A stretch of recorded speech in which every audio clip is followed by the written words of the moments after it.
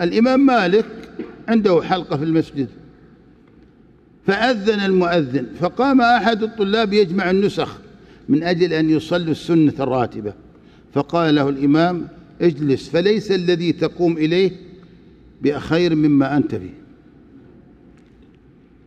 وهذه رأيتها بعيني لما كنت في درس للشيخ عبد الله بن حميد رحمه الله والد الدكتور صالح، في درس عند بعد المغرب، أذن المؤذن العشاء واستمر الشيخ في درسه حتى الإقامة، ما قام ولم يقم أحد من طلابه لصلاة السنة.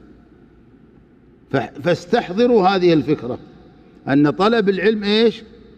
عبادة، بل هو من أفضل العبادات. وإذا أردت أن تعرف قيمة هذه العبادة استحضر أنك تطلب العلم لرفع الجهل عن نفسك ولرفع الجهل عن الناس، ولرفع الجهل. الناس لا يلزم الناس كلهم، يمكن تطلب العلم حتى تنفع زوجتك وخواتك وعيالك وجماعتك، مو بشرط أنك تكون إمام وداعية وعالم، لكن تعبد الله على بصيرة في حج، في عمرة، في رمضان، في غير ذلك.